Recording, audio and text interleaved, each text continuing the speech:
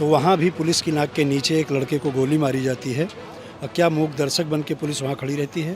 आप हिंदू मुस्लिम संबंधी कोई कार्य किसी उसका सर्वे कराने जा रहे हो, मस्जिद का हो या मंदिर का हो, तो आपको सर्वधर्म समभाव का देश है ये। आपको मुसलमानों के साथ इस देश में रहना है या नहीं रहना है। आज आप एक तरफ जाति धर्म को बांटने का काम कर रहे हैं। तो कानून व्यवस्था फेल होने की जिम्मेदारी किसकी होगी? सरकार में जो लोग बैठे हैं उन्हीं की होगी ना। ये जो सियासत है ये जो है आपस में लड़ाती है और लड़ाने के बाद ये अपने उल्लू सीधे कर। विपक्ष मुक्त भारत में फिर लोकतंत्र कहाँ बचता है? फिर तो वो राजतंत्र आ गया। एक राजा होगा, बाकी सब 5 किलो राशन वाले होंगे।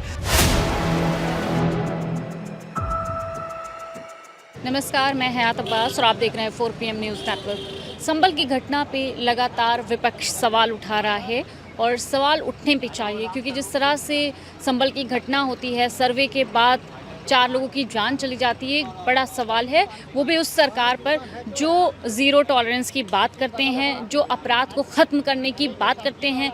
उनकी सरकार में लगातार इस तरह की हिंसाएं और घटनाएं सामने आ रही हैं, तो बड़ा सवाल तो उठेगा।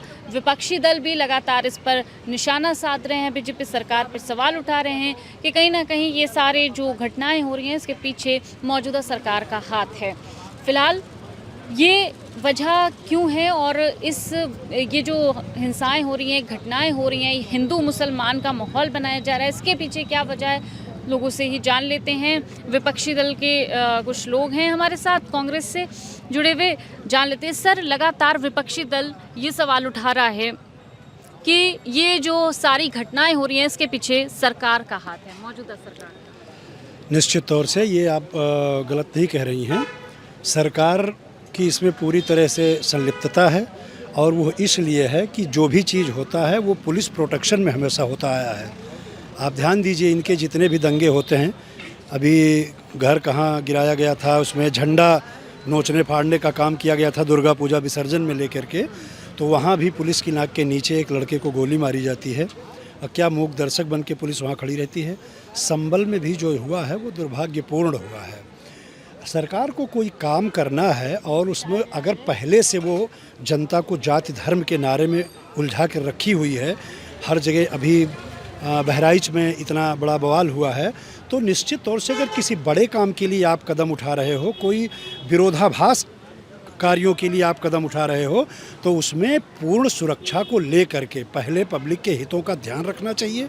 आप हिंदू मुस्लिम संबंधी कोई कार्य किसी उसका सर्वे कराने जा रहे हो, मस्जिद का हो या मंदिर का हो, तो आपको सर्वधर्म समभाव का देश है ये हिंदुस्तान है। यहाँ सभी जातियों का, सभी धर्मों का, सभी लोगों को एक दूसरे में प्रेम सद्भाव की, ईद और दीपावली में हम एक दूसरे को गले मिलते हैं, भावनाएं हमारी सब एक दूसरी जात धर्म से जुड़ी हुई हैं। आप एक तरफ तो विरोधाभास की राजनीति करते हो, दूसरी तरफ आपको 14 वर्षों तक, 13 वर्ष आपको राज करते हो गया है, 12 वर्ष से डबल इंजन की सरकार आपकी चल रही है। आप निश्चित कदम क्यों नहीं उठाते हैं? राजनीति में 2 शब्दों को क्यों नहीं है, या तो हाँ या तो ना। आपको मुसलमानों के साथ इस देश में रहना है या नहीं रहना है। गांधी परिवार ने इस देश को संजोया, हिंदू मुस्लिम सिख ईसाई आपस में सब भाई भाई, इसका नारा हम लोगों ने दिया। आज यहाँ सर्वधर्म जात के लोग सुरक्षित हैं। सब 2014 के पहले सारी जातियाँ, सबका सद्भाव प्रेम सब आपस में मिला हुआ था। आज आप एक तरफ जाति धर्म को बांटने का काम कर रहे हैं, दूसरी तरफ किसी एक धर्म को टारगेट करके राजनीति भी कर रहे हैं। ये कहाँ की राजनीति है, किस तरह की राजनीति है जिसमें निर्दोष लोगों की जान चली जा रही है। आप सत्ता का उपयोग केवल धन बटोरने में, जो हमारी एजेंसियां हैं उनको बेचने में और लोगों को के बीच में भ्रम पैदा करके जातियों में आपस में सबको लड़ाने का कार्य कर रहे हैं। आप एक मस्जिद के नाम पर 4-5 लोगों की जान चली जा रही है। आप किसी की जान का मूल्य नहीं है आपकी निगाह में। आप एक आदमी का चूल्हा बुझ जा रहा है, एक बहन का सुहाग चला जा रहा है, बच्चे अपने पिता से मसरूफ़ हो जा रहे हैं। क्या कर रही है सरकार? आपकी नींद में सो रही है। इतने बड़े मस्जिद का सर्वे कराने आप जाते तो आप सुरक्षा बल को लेकर के उसकी पहले से घेराबंदी क्यों नहीं करते हो? क्यों शहर में कर्फ्यू नहीं लगाते हो? भाई, आप किसी काम को करने जा रहे हो। देखिए बीजेपी की तरफ से कहा जा रहा है कि ये दंगा जो भड़काने में हाथ है वो समाजवादी पार्टी के जो एमएलए हैं उनका हाथ है, जबकि उनके तरफ से जो बयान आया है कि वो विदेश में थे। तो अब इसको कैसे देख रहे हैं? आप बात समझने की कोशिश करिए। भारतीय जनता पार्टी कहती है कि सपा का कार्य है, सरकार किसकी है? हम अपने घर में सुरक्षा के लिए इंतज़ार करते हैं। हमारे घर में आज बच्चे सो रहे हैं या कि किसी के घर में रह रहे हैं, देश किसके हाथ में है? आपकी डबल इंजन की सरकार है, सरकार आप चला रहे हो, पुलिस आपके पास है, सुरक्षा आपके पास है, सब कुछ आपके पास है, तो उसके जिम्मेदार अखिलेश और कांग्रेस या कोई कैसे हो सकता है? आपका गृह मंत्रालय आपके हाथ में है, देश का भी है, प्रदेश का भी है, सब तरह से है। तो आप दूसरे को, अपनी गलतियों को आप दूसरे को क्यों उसके ऊपर डाल रहे हैं? जिम्मेदारी आपकी है, शासन प्रशासन आपके हाथ में है। देश सुरक्षित हाथों में रहे, लोग उसका उपयोग अच्छी ढंग से कर सकें, सुरक्षित यातायात कर सकें, माँ बहनें घर में सही रह सकें, रास्ते में नौकरी चाकरी कर सकें, पूरी सुरक्षा का बंदोबस्त तो सरकार के हाथ में होना चाहिए। आप अखिलेश को दोषी दर के ऐसे हाथ थोड़ी झाड़ सकते हैं। आपको इसका जवाब देना होगा कि जो संभल में हुआ, बहराइच में हुआ, कानपुर में हुआ, लड़कियों के साथ, महिलाओं के साथ, बहनों के साथ जो भी हो रहा है कृत्य, उसके लिए सरकार पूर्ण तरह से अपनी जिम्मेदारी ले और उसका जवाब देना चाहिए, उसका प्लेटफॉर्म क्लियर करना चाहिए। बिल्कुल, देखिए सर ने जैसे कहा कि इसके पीछे कोई कैसे जिम्मेदार हो सकता है, पार्टी मौजूदा सरकार की है, लेकिन समाजवादियों को कहते हैं दंगाई भड़काने वाले हैं, दंगे के वजह से, उनके दंगाइयों के वजह से हुआ है। देखिए बहराइच में जो हुआ था उसमें तो इनके विधायक ने खुद अपने ही भारतीय जनता पार्टी के लोगों के खिलाफ बयान दिया था, आपको याद होगा। अब रही बात, सरकार में बैठे लोग अगर ये जानते हैं कि समाजवादी पार्टी के लोग ऐसा कर रहे हैं, तो कानून व्यवस्था फेल होने की जिम्मेदारी किसकी होगी? सरकार में जो लोग बैठे हैं उन्हीं की होगी ना। सिर्फ बता देने से तो काम नहीं चलेगा। अरे जिन लोगों ने ऐसा किया है उन लोगों के खिलाफ मुकदमा दर्ज करा के आप उन्हें जेल भेजें, ये आपकी जिम्मेदारी है। बयानबाजी आपकी जिम्मेदारी नहीं है, सबसे पहले आप उनको जेल भेजें। अगर आप बयान दे रहे हैं तो इसका मतलब कि आप इस पर राजनीति करना चाहते हैं, इस मुद्दे पे आप जो है अपना काम नहीं करना चाहते हैं जो सरकार का काम होता है। मैं दो तीन बातों पर मैं प्रदेश की और देश की जनता को गौर कराना चाहूँगा कि कुंदरकी जब आप जीतते हो तब आप कहते हो कि जो है मुसलमान हमारे साथ आ रहे हैं, आप सबका साथ सबका विकास की बात करते हो, और जब एक दंगा हो जाता है तो आप जिम्मेदारी समाजवादी पार्टी पे डालते हो। ये बड़ा आश्चर्यजनक है। देश में एक कानून बनाया, ये लड़ाई जो है वो विधायिका और न्यायपालिका की है। न्यायपालिका में ये मामला नहीं जाना चाहिए था, टेकअप नहीं होना चाहिए था।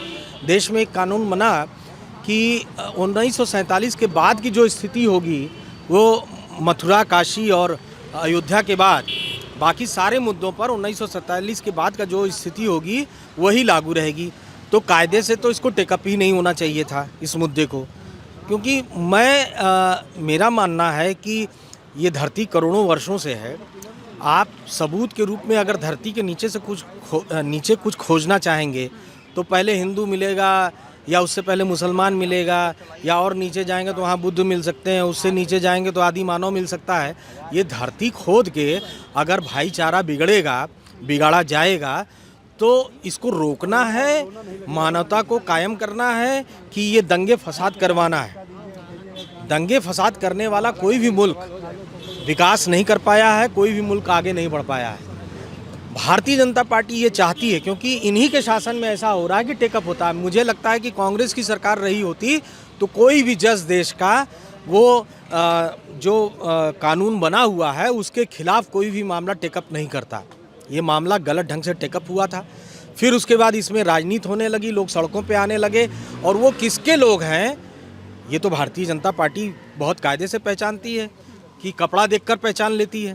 तो क्या नारे जो लगवाए गए, जो सर्वे टीम गई थी, ये नारे जो लगवाए गए हैं वो दंगा भड़काने के लिए लगाए गए? देखिए, हम तो समाज में घूमने वाले प्राणी हैं। समाज में हमने देखा है कि हिंदू मुसलमान जो है वो आपस में खूब कायदे से मिलते जुलते हैं और देश में कायदे से व्यवस्थित रूप से रह रहे हैं, आपसी मेलजोल है उनके अंदर। राहुल गांधी जी ने देश में जो पदयात्रा की उसमें भी यही आभास हुआ, सबको आभास हुआ होगा, मीडिया को भी आभास हुआ होगा, आपको भी आभास हुआ होगा। ये जो सियासत है ये जो है आपस में लड़ाती है, और लड़ाने के बाद ये अपने उल्लू सीधे करती है। भारतीय जनता पार्टी अंग्रेज़ों की फूट डालो और शासन करो की नीति पर चल रही है, और वो इनमें अपना बंटवारा करा के अपना शासन करती है, और इसी की आड़ में वो जो है इलेक्ट्रॉनिक वोटिंग मशीन में भी घपला करके सत्ता ले लेती है। और जहाँ 50% मुसलमान हो वहाँ अगर जीत जाती है भारतीय जनता पार्टी तो वहाँ बताती कि मुसलमान हमारे साथ आ गया। और जहाँ नहीं पाती है वहाँ हिंदू मुसलमान कराने की कोशिश करती है। महाराष्ट्र में देखिए सत्ता उन्होंने कैसे ले ली। पूरा ज़मीनी जितने भी पत्रकार बंधु हमारे जो ज़मीन पे काम करते हैं, जो गोदी मीडिया की बात नहीं कर रहा हूँ, आप जैसे लोग जो ज़मीन पे काम करते हैं, वो कह रहे थे कि कांटे की लड़ाई है। वो कांटे की लड़ाई एक तरफा लड़ाई में बदल गई। भाजपा अपने आप बहुमत में आ गई। उसके जो सहयोगी दल हैं उनके पास मतलब अचानक इतनी सीटें आ गई जिसका भरोसा नहीं किया जा सकता है। लेकिन ये भाजपा इतनी खतरनाक है कि सहयोगी दल को भी ख़त्म कर देती है। अभी तो सरकार बना लेगी, अभी आने वाले समय में इन लोगों को मजबूत करके अजित पवार को और शिंदे साहब को बाद में इनकी भी आवश्यकता नहीं पड़ेगी, उनको भी ख़त्म कर देगी। एक समय उद्धव ठाकरे के साथ थी, बाला साहब ठाकरे की उंगली पकड़ के चलती थी और उनको वो समाप्त कर दिया उन्होंने। तो ये भारतीय जनता पार्टी की नीति है कि बांटो, शासन करो, एन केन प्रकार सत्ता ले लो। चाहे पैसा कितना बटा था महाराष्ट्र के चुनाव में आपने देखा है, पैसे के बल पे चुनाव से पहले पैसा बांट दो। उसके बावजूद अगर सरकार ना बने तो विधायक खरीद लो, सांसद खरीद लो, मतलब सत्ता में बने रहना है। अच्छा सर, ये जिस तरह से ये घटनाएं आ रही हैं, जो चाहे हिंसा की घटना हो, पैसे बांटने की घटना हो, ईवीएम, तो अगर ये सब चलता रहेगा तो फिर देश से विपक्ष का नाम और निशान ही मिट जाएगा। भाई विपक्ष का नाम निशान तो मिट ही चुका है। विपक्ष की आवश्यकता ही नहीं है इनको, भारतीय जनता पार्टी को। अगर ये स्वस्थ लोकतंत्र में विश्वास करते तो इन्होंने एक नारा दिया था, कांग्रेस मुक्त भारत। अगर कांग्रेस मुक्त भारत का मतलब होता है कि बीजेपी को कंपटीशन पसंद। हाँ, विपक्ष मुक्त भारत। विपक्ष मुक्त भारत में फिर लोकतंत्र कहाँ बचता है? फिर तो वो राजतंत्र आ गया। एक राजा होगा, बाकी सब 5 किलो राशन वाले होंगे और राजा तय करेगा कि कौन जो जनता है वो क्या पहनेगी, क्या खाएगी। उसको कोई काम नहीं होगा, ना उसके पास रोजगार होगा, महंगाई चरम पर होगी और राजा के लोग ऐश करेंगे और जो बाकी जनता 5 किलो राशन पे अपना गांव में पड़ी रहेगी। नशा, उनके बच्चे नशा करेंगे, शिक्षा से वंचित हो जाएंगे, उनके स्वास्थ्य की चिंता करने वाला कोई नहीं होगा। सरकारें जो है उनके स्वास्थ्य और शिक्षा के प्रति जिम्मेदार नहीं होंगी। यही चल रहा है देश में। बिल्कुल। तो देखिए 27 की तैयारी को लेकर जिस तरह से ये चीज़ें सामने आ रही हैं कि विपक्षी दलों का कहना है कि 27 को देखते हुए बीजेपी इस तरह का ये जो हिंसा है और सत्ता पैसे के दम पर एक बार फिर से सत्ता हासिल करना चाहती है, शायद इसका ही नतीजा है जो देश में लगातार हिंदू मुस्लिम का माहौल बना हुआ है। बेरोज़गारी, महंगाई, ये सब मैटर नहीं कर रहा क्योंकि लोगों के मन में धर्म की अफीम का नशा बहुत ज़्यादा चढ़ गया है और यही सबब है कि आज धर्म के मुद्दे पर बीजेपी एक बार फिर से सत्ता में है।